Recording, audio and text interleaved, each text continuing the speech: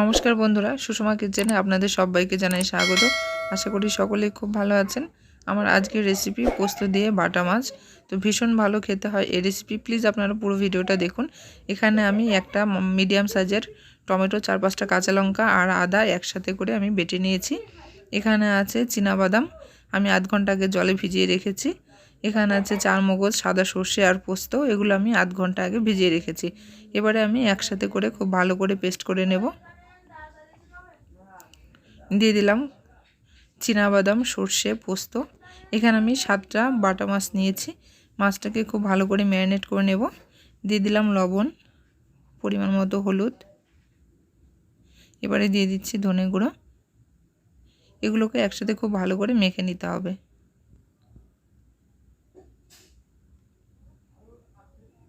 মাখানো হয়ে গেছে। এবারে আমি কড়াই বসিয়ে দিয়েছি। কড়াই দিয়ে দিচ্ছি সর্ষের তেল। রান্নাটা আমি সর্ষের তেলেই করব। এবারে মাছগুলো দিয়ে দিলাম। এক পিঠ ভাজা হয়ে গেছে, মাছটা উল্টে দিচ্ছি।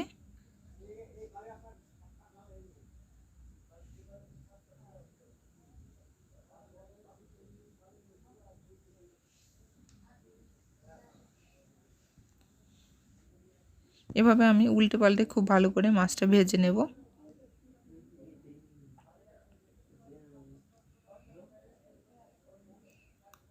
তো দেখতে পাচ্ছেন মাছগুলো আমার ভাজা হয়ে গেছে। এবারে আমি তুলে নিচ্ছি।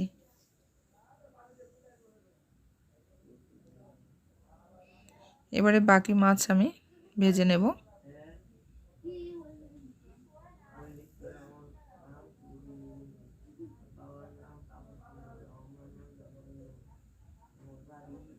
সবগুলো মাছ আমার ভাজা হয়ে গেছে। এবারে ওই তেলের মধ্যে আমি আরও কিছুটা তেল দিয়ে দেব। ফোড়নে দিয়ে দিলাম একটা তেজপাতা। এখানে গোটা গরম মশলা দিয়ে দিচ্ছি, এলাচ আর দারচিনি। 2টো এলাচ আমি মুখ ফাটিয়ে নিয়েছি। এবারে দিয়ে দিচ্ছি সাদা জিরে। ফোড়নটা একটু লাল লাল হয়ে গেলে এবারে আমি আদা, টমেটো, কাঁচা লঙ্কা বাটা দিয়ে দিলাম। ঝালটা আপনারা অবশ্যই আপনাদের পরিমাণ মতো করে দেবেন। এবারে মশলাটাকে খুব ভালো করে কষিয়ে নিতে হবে।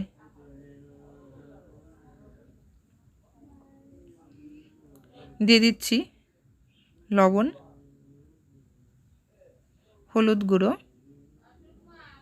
Kashmiri red chilli powder. এবারে দিয়ে দিচ্ছি সামান্য ধনে গুঁড়ো। সামান্য একটু জল দিয়ে মশলাটাকে আমি কষিয়ে নেব। খুব ভালো করে কষিয়ে নেব যতক্ষণ না তেল ছেড়ে দেয়।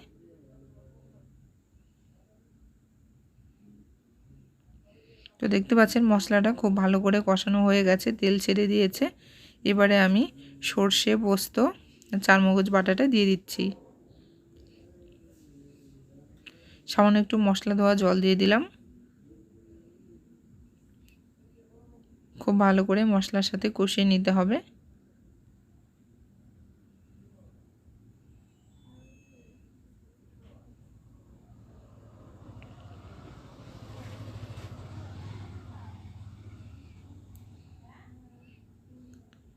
প্রায় 2-3 মিনিট মতো আমি সর্ষে, পোস্ত, চারমগজ আর চীনাবাদামটা একসাথে ভালো করে কষিয়ে নিয়েছি। তো দেখতে পাচ্ছেন খুব সুন্দর কষানো হয়ে গেছে। এবারে আমি গরম জল দিয়ে দেব। আগে থেকে একটা পাত্রে আমি জল গরম করে রেখেছিলাম। ওই জলের মধ্যে একটু মশলা ধোয়া জল অ্যাড করে দিয়ে দিলাম। এর থেকে বেশি জল আমার লাগবে না। এবারে মশলাগুলোকে ভালো করে মিশিয়ে নিয়েছি। ঝোল ফুটে উঠতে এবারে আমি দিয়ে দেব ভেজে রাখা মাছ।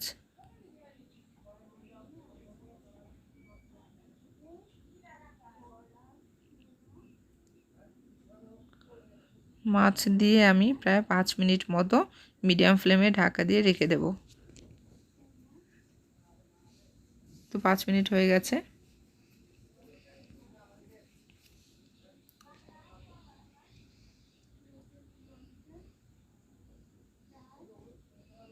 ভালো করে মাছগুলো আরেকবার একটু উল্টে দিচ্ছি।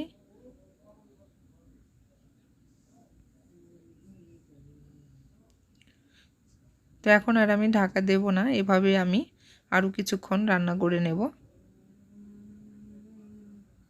আরও 5 মিনিট পরে আমি দিয়ে দিচ্ছি স্বাদ মতো চিনি, যাতে টেস্টটা ব্যালেন্স হয়ে যায়।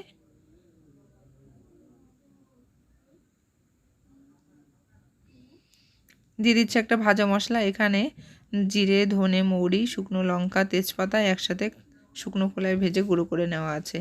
খুব ভালো করে মিশিয়ে নিচ্ছি। আমার রান্নাটা কিন্তু একদমই রেডি হয়ে গেছে। সবশেষে গরম মশলা গুঁড়ো দিয়ে ভালো করে মিশিয়ে নেব।